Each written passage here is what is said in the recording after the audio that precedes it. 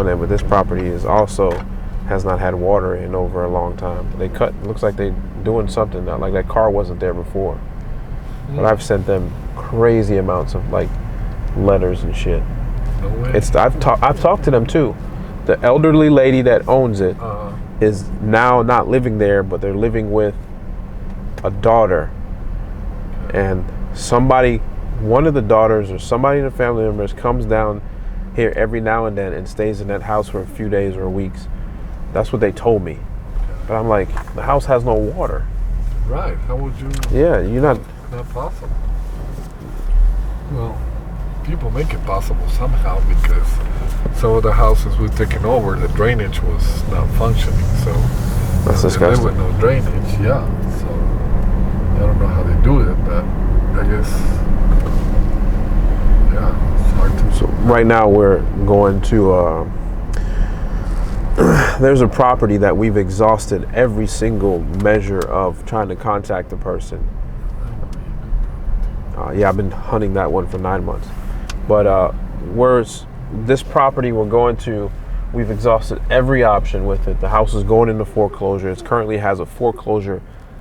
It's actually in the upset bid period, and the owner is hard to get a hold of. It's an estate property, the whole nine. We've done Facebook, we've exhausted everything. So now we're going to see if somebody's actually at the property. And if somebody is, which I think I know who is at the property, I'm going to knock on the door. Because this one's a big ticket item, so it's worth the extra effort. It's 8 acres, 2 houses, but the houses are like destroyed. So this lady in the tax value is $160,000. So this house is called Clemens. This neighborhood is called Clemens West. It's the property right here. Clemens West. Was that the property? Mm-hmm. That's the house? Yep. It looks like there might be somebody there. There's definitely somebody living there. The grass is being cut. Yeah. The lady on file, her name is. She inherited it, but she's not paying the mortgage, and it's actually in a foreclosure status. It's actually being bidded on right now. No way. Oh my God. And she just doesn't, some people just don't have, they're just. They go all the way to the end with it. And I'm like, they just say, well, I'm just gonna. Don't think they have a way out. Have them force me out. That looks like the William. Yeah. The Wallingford house. Yeah. This is the house right here. Yeah, you can see that there's somebody living there. Absolutely. Yeah. My friend used to live there growing up in high school. That one. Now this is super nice neighborhood. So now I put eyes on it. I know she's living in it.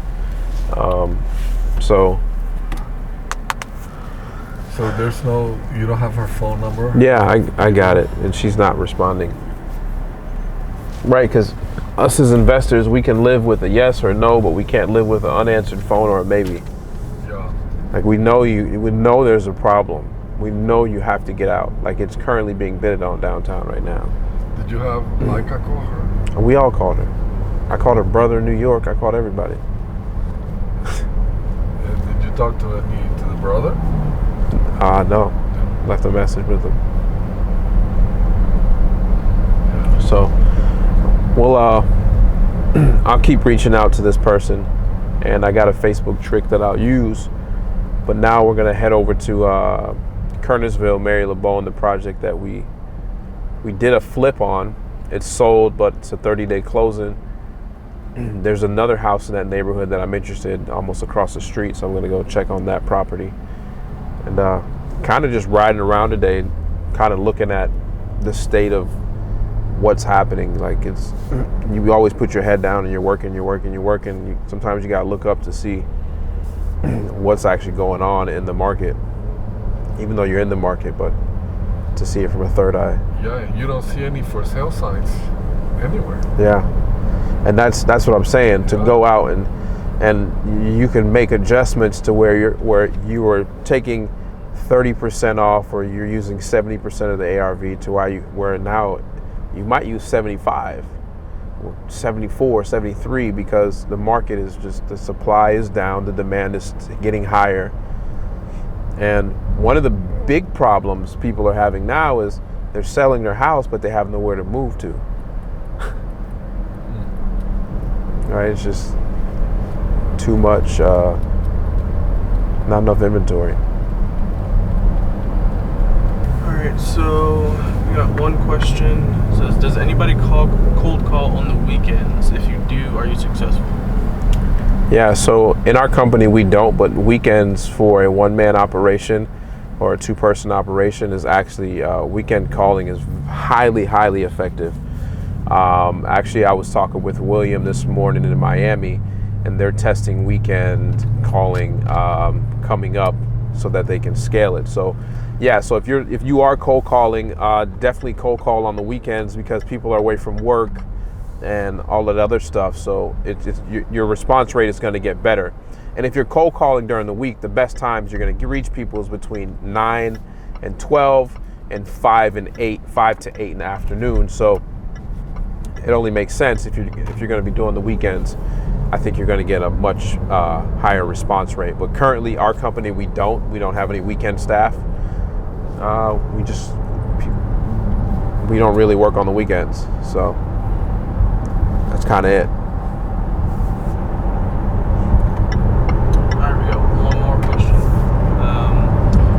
During the week, about how many hours would you say you should spend on learning real estate stuff, like podcasts, YouTube videos, books? Here's the thing. If you really, really want to be successful in anything you're doing, I don't care what it is, you need to become obsessed with it. So right now, as I'm riding in the car, I'm having a conversation with Francis, but if I wasn't and it was just myself, I would not have it on music. I would have a podcast playing. When I'm at the gym, I'm going to have a podcast playing. When I'm at home, I got a video running in the background of somebody else that's doing higher things. Every waking moment that you have available, you need to use it for learning this craft. And the one thing is, we're always learning, but we're not allowing like analysis paralysis to set in. I'm learning, I'm trying new things, and I apply it if it's successful, and I systematize it if I see that it's worth doing in the company. But you have to become completely obsessed. You got to become obsessed. So how much time, a number you should put on it, that's not good enough. You know, it's more like every waking moment you have, you should spend on learning more in whatever you're trying to learn.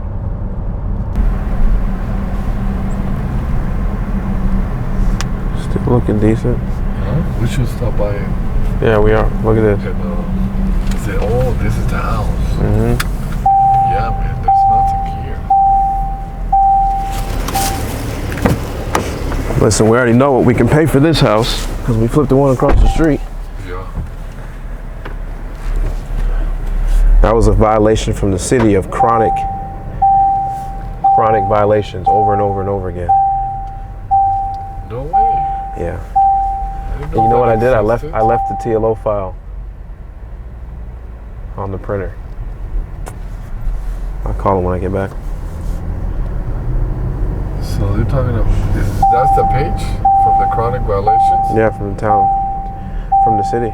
So they're probably, the graphs, they tell you to cut it, let them cut it. Over and over and over and over and over again. So it's just probably abandoned, that's why. We're gonna find out. If it's abandoned, they're not gonna fix it up. They bought it back in 2003, so it's prime time for us.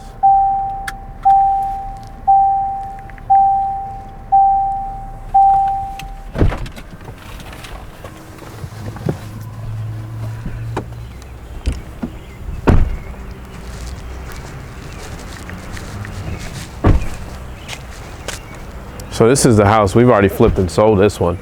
I'm actually just coming by to see the staging that was put in it.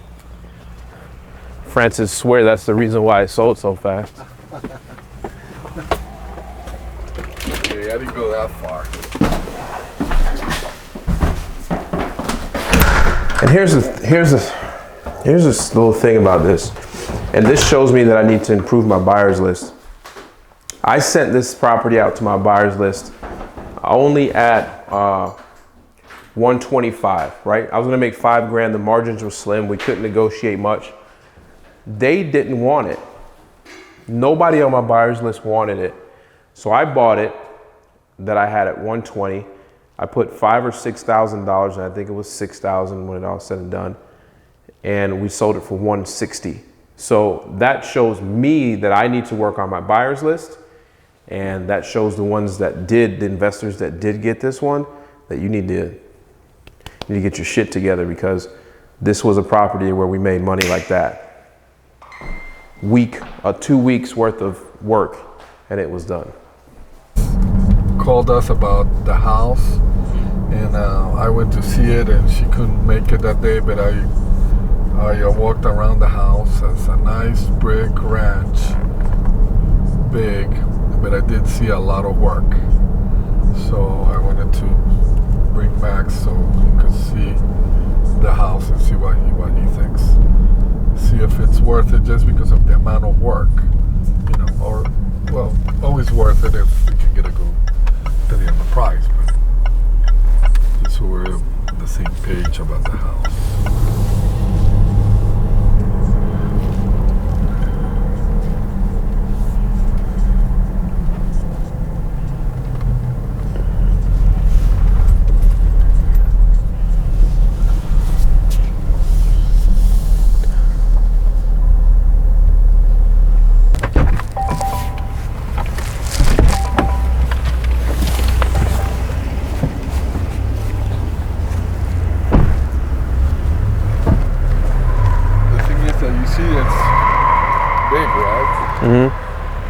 So, But it's only saying it's a 2-bedroom.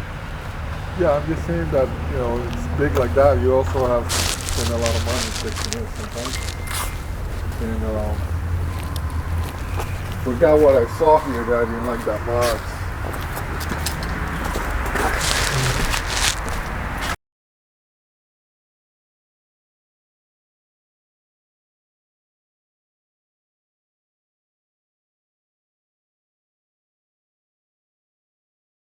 You must have been in one of your negative mood days. No. Because you can't find it. No, because all of this costs money, Look at these windows, this here. I mean, you see there's water coming in through here. You have to check down there, because sometimes when it has a basement like that, it's bad. It's gonna be work. Yeah. You know what I mean? Look at the air. Look at the unit. That's brand new. Roof. So, I mean, it's a brand new unit. Huh? It's a brand new unit. Look at all this stuff, Look at here. And it's like they own that house and they built it. It's like stairs. See how water is coming in through here? So we have to see how the wall is. That's the best concrete job. Nice magnolia tree in the front.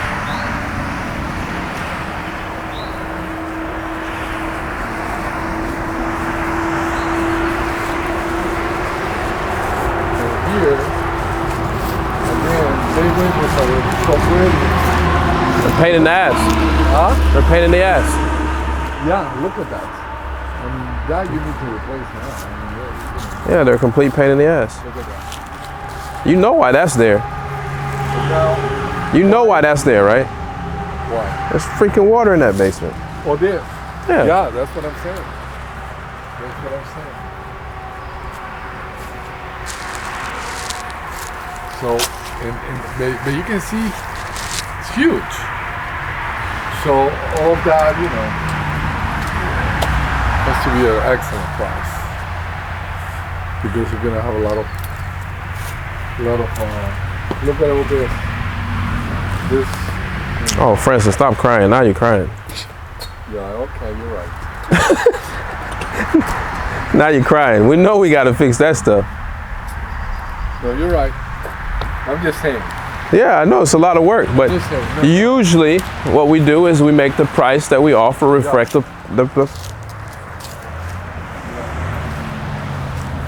how big it is. the whole house. It's a 35 $35,000 job. I think Even more. Good. at least 50. Oh, come on. I'm serious. All these things here are amazing. You know, for $65,000, I can build a 3-2, right? 1,300 square feet from the ground up.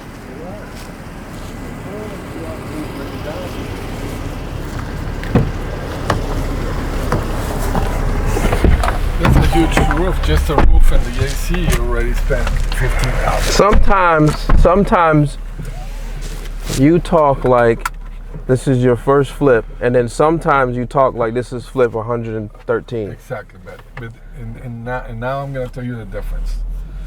Why? Because when I see something like this, I know it's gonna cost a boatload of money. So I'm just saying. So we just get it. I'm just saying, when we negotiate, we need to know that this is gonna cost a boatload of money.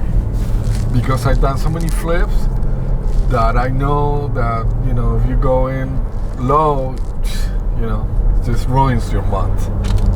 Hello, this is Max. Hi, Max. How are you? I'm returning your call. You called me earlier. Oh, yes, ma'am. I was calling you. I think a few weeks ago you might have been talking to my assistant, Leica, and I think you had an appointment with my acquisitions personnel, Francis, at your property on Walkertown Road. I have, yes. Okay. I've been speaking to so many different people. Okay. It's Okay. possible. Okay. So what is your status on the house? You still trying to sell it? Yeah, I'm still trying to sell. Okay. Can you? Are you a hard money lender, or are you a person interested in purchasing, or? Yeah. I own a company. I own a company called Cash Homes Triad, and we buy about, I would say about 7. You own the company? I'm sorry. I'm sorry. Go ahead, say it again. I'm sorry. I own a company called Cash Homes Triad, and we buy around 7 or 10 houses a month for flipping and rental purposes. And I think you might have been speaking with my assistant Leica, and I think at one point you had an appointment with Francis, but I think you found a conflict in your schedule that day, and then we never end up meeting at the property. That's probably possible. Okay. Now,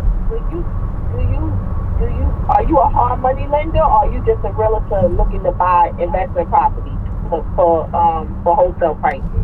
No, I don't lend money. I'm also not a realtor. I buy houses with my own cash. Okay. Mm-hmm. Okay. So do you buy them for wholesale prices? Is what you more look into, right? I buy them for a price that I can make a profit on. Got you. Yeah. Okay.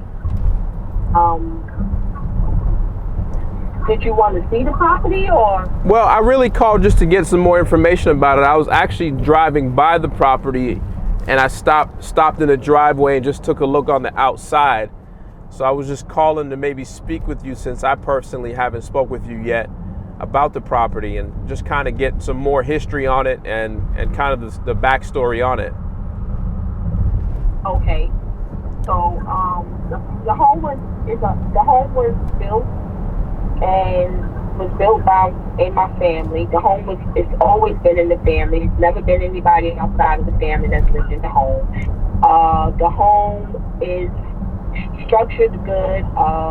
The home is livable. It's just that the home is outdated as far as appliance wise.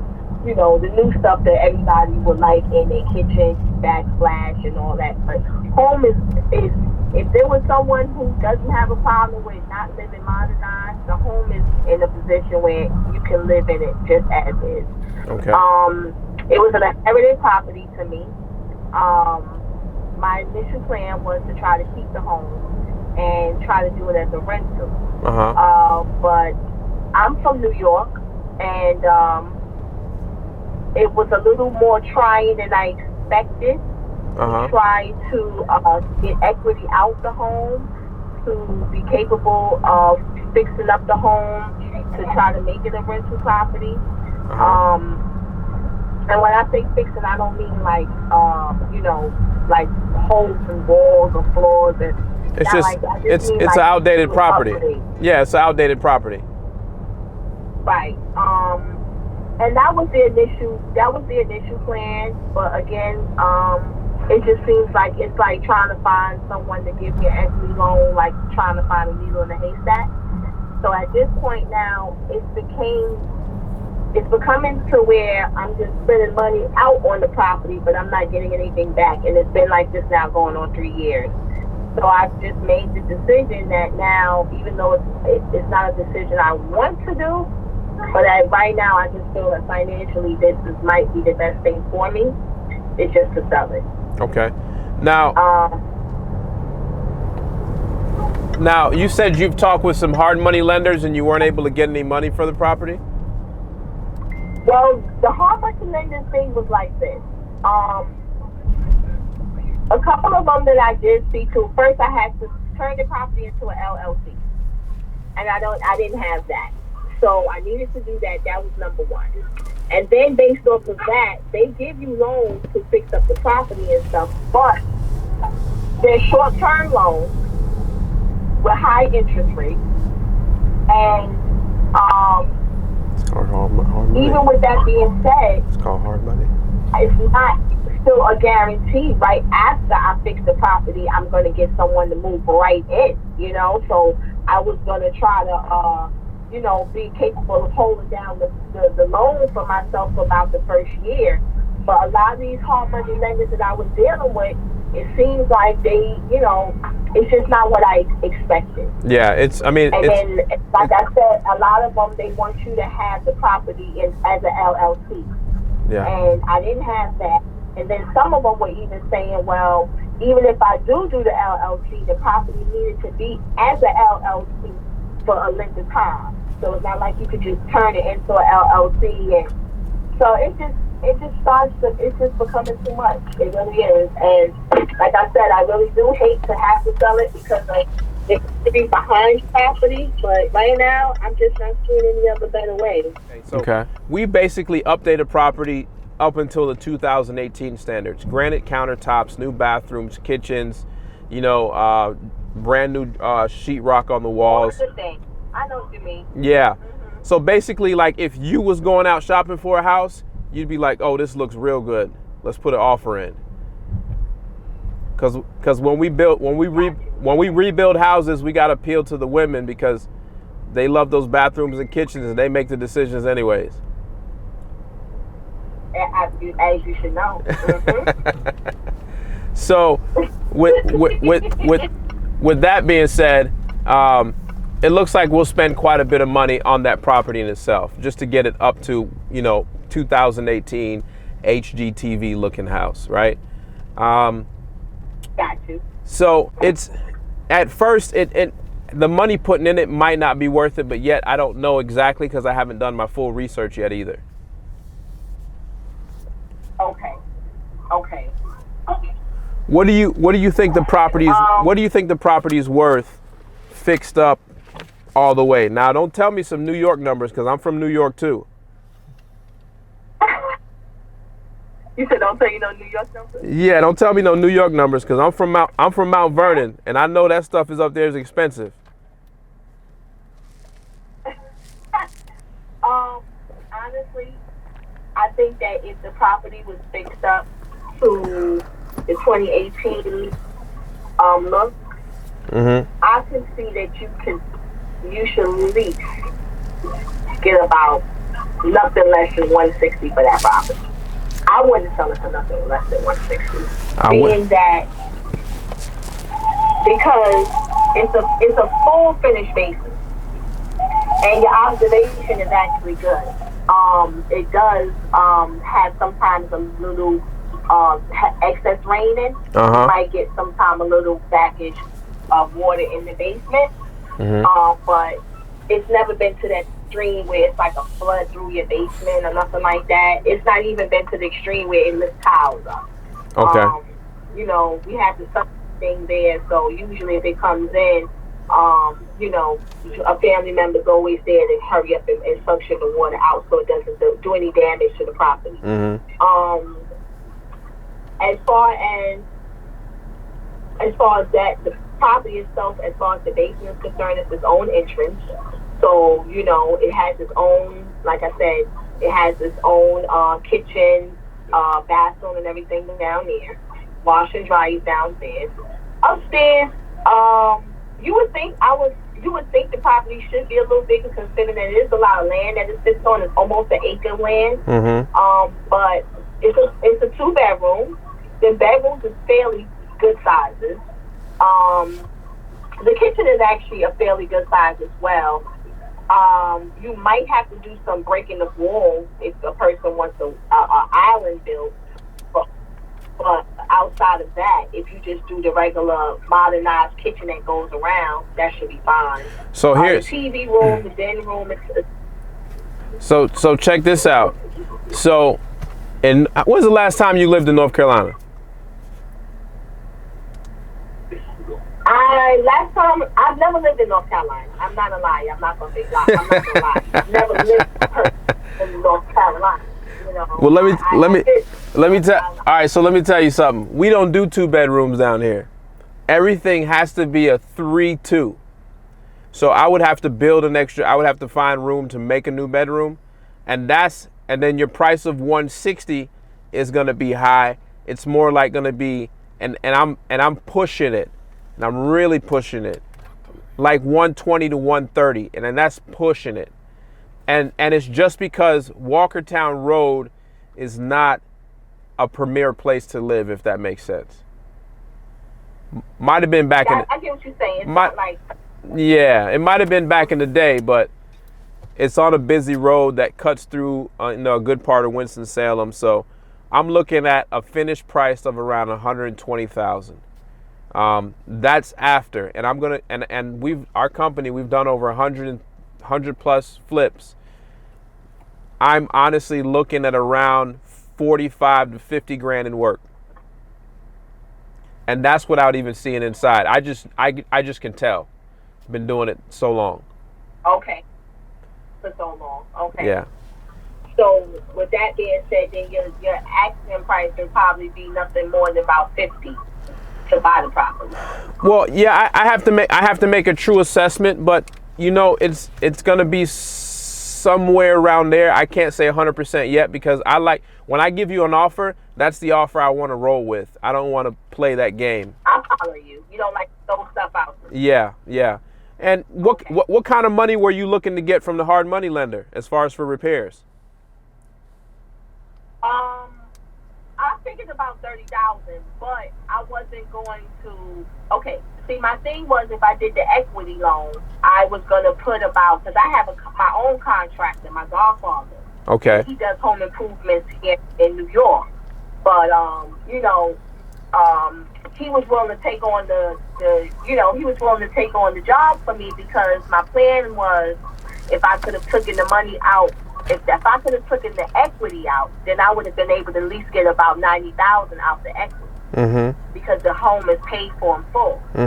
But with that being said, I was going to flip 20,000 into it, because I really was only paying for material. I didn't really have to pay for labor.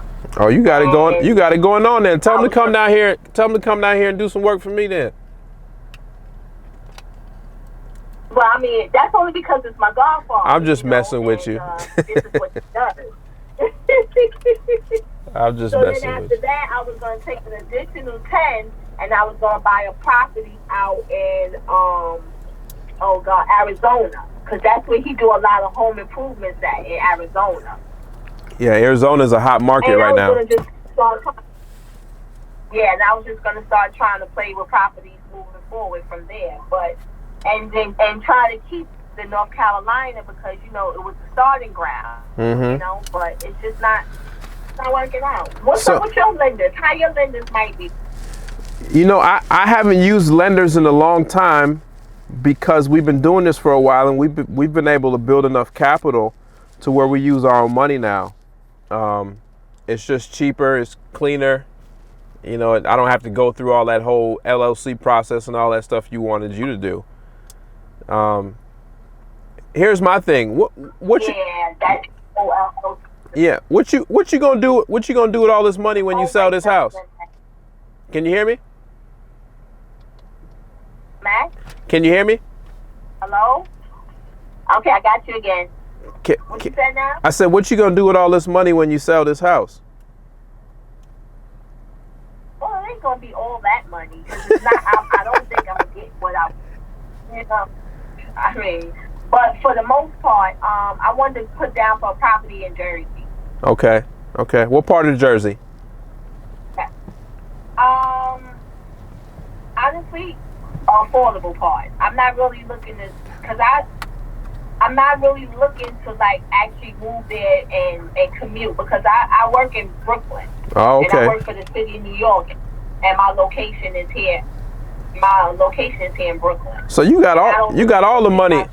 You got all the money if you work for the city. Oh shit, that's a lot. Let me borrow some money. Yeah, right. They don't pay us enough, man. Y'all. They don't pay us enough. That was my plan. Okay. Well, so you want to get an investment property? You want to get an investment property in New Jersey?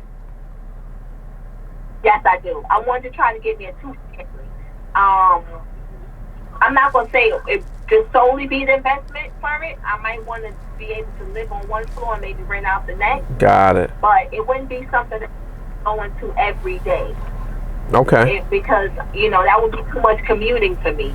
And the parts of Jersey that's like right near Staten Island and Manhattan, they have spiraled so far out of control with the prices. It's crazy. I know it. Yeah, places like Newark, where it was so toe up and ghetto and them prices for Newark is so far out of control because everybody's learning that, it's better living, just living right there and commuting back in. Correct. So, and you can buy a lot more house. Because rent, we paying $2,000 and you could go in Jersey and pay a mortgage for $1,600. Correct. So, so that was my plan. But like I say, I don't want to base my life off of commuting every day because people think it doesn't become challenging, but it does. And it does start weighing on you after a while. So I figured somewhere like, I like North Bergen. Okay. I like North Bergen. I'm familiar with that. I've looked into, what was it, East Elmhurst, New Jersey, I think that was. I've looked into Township. Okay. It was a couple places. But most of them, it seemed like my distance is like an hour and 30 minutes out from Brooklyn. Okay. Which is fine. Well, my cousin, my cousin lives in New Jersey, and he does what I do in New Jersey. He does it up there. Okay. What's your cousin's name? His name is Bryson, so he can help you out. Oh, okay. All right. That's something to know because I'm definitely trying to do that. But right now the first step is trying to figure out what's going on with the property in North Carolina. Yeah. Well, when can I see inside? I could call my uncle and see if he could make some time for you tomorrow. If that's fine. Okay, let's do that, and tell me a number that you be comfortable with, so you can go get that place in Jersey.